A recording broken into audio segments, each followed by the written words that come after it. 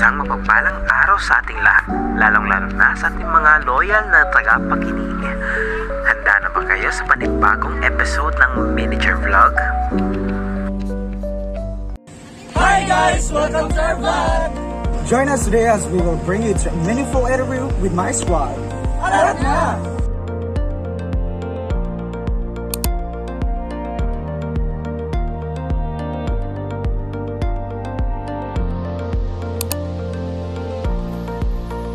Isang mapagpalang hapon sa ating lahat. Ngayon ay magkakaroon tayo ng panayam tungkol sa usaping teknolohiya, kung ano nga ba ang mga epekto at dulot nito sa buhay ng mga estudyante. Ngayon ay narito ang ating mga panauhin, si May Valiente Arcabal at si Irene Siligaspi from English 2B. Ayan, isang mapagpalang hapon po sa ating lahat. Para po sa inyo, Miss May, ano po ang teknolohiya at ano po ang mga epekto nito sa buhay ninyo po bilang isang mag-aaral? Well, for me, technology is something that make your life easier. So, bilang isang estudyante, technology really helps me a lot in terms of my schoolworks and anything else. Schoolworks, Yeah. napapadali niya po? Yes po, indeed. Wow! How about kayo po? Para sa akin, nakakatulong ang teknolohiya para I can learn at my own pace and learn more efficiently po. Wow, that was a nice answers. So, batay po sa ating sa kasalukuyang panahon po, masasabi nyo ba na ang paggamit ng teknolohiya ay malaking bagay or may malaking naiambag sa buhay po ng mga mag-aaral? Yes, for me, may malaki talaga siyang naiambag, especially as na mag-aaral. It is because whenever we need something na, for example, sa research, technology really helps us a lot because kanang binibigay niya yung mga sagot na hindi natin alam. Especially if noon kasi nag-ano pa tayo ng mga libro like that, 'di ba? But now may mas mamadali ng mas yung may pamamaraan. Yes po, tinuod. Yeah, okay. Tayo po, may mga bad effects or mga disadvantages po ba yung paggamit ng mga teknolohiya? Sa tingin ko, oo. Kasi now is the AI is very rampant nowadays. And then, mostly of the student is using AI na and they are not kanang being authentic na in their schoolworks. That's why minsan is parang iba na rin yung epekto ng teknolohiya sa atin. Kasi 'di ba minsan parang makikita natin yung mga mag-aaral na parang they are dependent na sa mga technologies. Yes, especially parang may kasabihan nga na ang mga technologies, they are just supplementary tools na magsusupport sa mga mag-aaral to learn more. Yes. Hindi siya papalit sa kung ano yung responsibilidad ng mga guro. Ayan. So, salamat po sa panayam na ito. Salamat po sa inyong panahon. So, hanggang dito na lamang po. Maraming salamat. Magandang hapon. So ito na po yung pinaka-last namin na interview. So pagkikipanayam namin sa isang individual dito sa Filipino. So siya nga pala ay isang Filipino first year. So ano pangalan niyo po? So I'm Dainaran Septimo po. So kami nga pala yung mag-interview. So kami nga pala ang second year Filipino po. Meron na po kaming mga kakaunting mga katanungan patungkol po sa technology, kung ano nga ba para sa iyo ang teknolohiya. Okay. At ano din ano mga benefits na makukuha mo sa teknolohiya. Sige. So what's question po? Kung ano po ang teknolohiya para And benefits.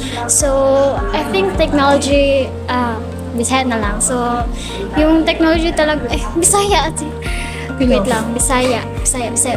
So, katong technology kasi po, makatabang siya, especially sa mga estudyante, kay very accessible po siya, then easy accessible when it comes to mga information nga kailangan na mo mahatag when it comes to reporting po. Yes. Pero sa imong kaugalingon, so for you, so yes. What is technology for you? Technology is kanang sina ay tawagan na ay wait lang po, practice ako. But this technology, take your time. Technology is kanang gamiton sa mga individual, which is kanang pwede sila mag-enjoy, pwede sila mag-gain of information. Pwede po sila ka ng mag-post sa ilahang mga memories, technology. Okay, so salamat sa inyo. I think sure. yung time po nga Ay, na... wala to? Yes po. Short na po ang aming pakikipanayan kasi meron ba po kaming lakad. For research. Maraming salamat po. Thank you. Batay sa mga impormasyon na aming nakalap, ang teknolohiya ay nakakatulong sa atin bilang mga estudyante. Gayunpaman, ang teknolohiya ay meron din siyang mga disadvantages sa mga kabataan, lalong-lalo na ngayon kapag inaaboso mo yung paggamit ng teknolohiya, ito ay talagang nakakasama sa iyong sarili. Narito ang mga senaryo na maaaring kahihinatnan ng paggamit ng teknolohiya sa hindi tamang pamamaraan. Sige na, magsaing na kayo doon. Ayoko nga. Sikuin na lang kaya. Sige na, magsayin ka na. Ako na naman. Ako naman kanina. Eh ano ngayon? Sige na. Bahala ka dyan. May ginagawa ako oh. Ano naman ah. Kinabukasan.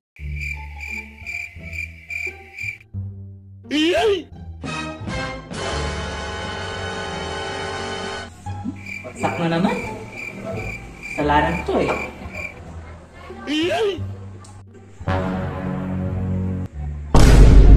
Ano to?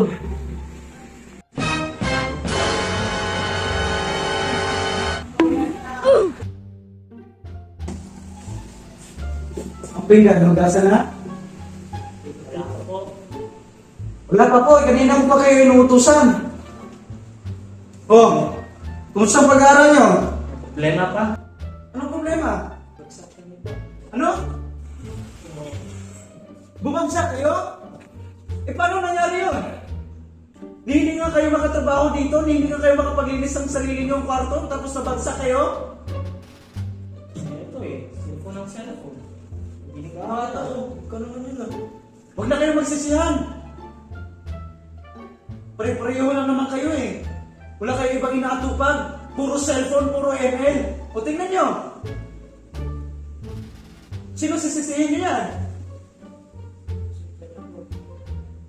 Ako makawalit pa. Maayos kayo ah. Pagkalipas ng isang semestre, ang dalawang magkakapatid ay nagsusumikap para sa kanilang kinabukasan at para na rin hindi magalit ang kanilang ama. Handa ka na? Mag-aaral na tayo mabuti ha. Iwasan natin na mabigyan si Papa. So, buti pa nga yun. Iwasan natin dito sa cellphone kasi malaking epekto yan sa pag-aaral natin. Tama nga. Tara, ha?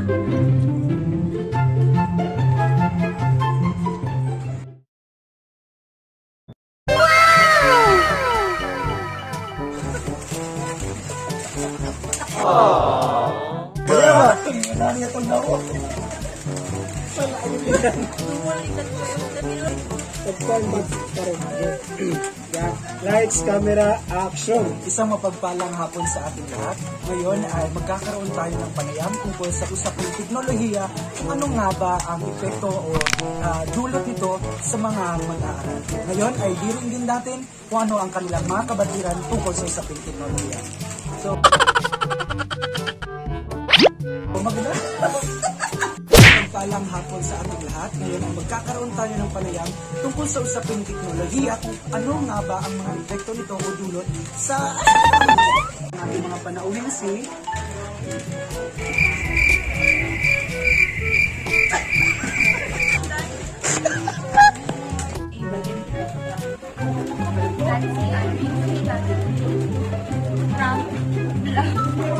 Sa pangalan.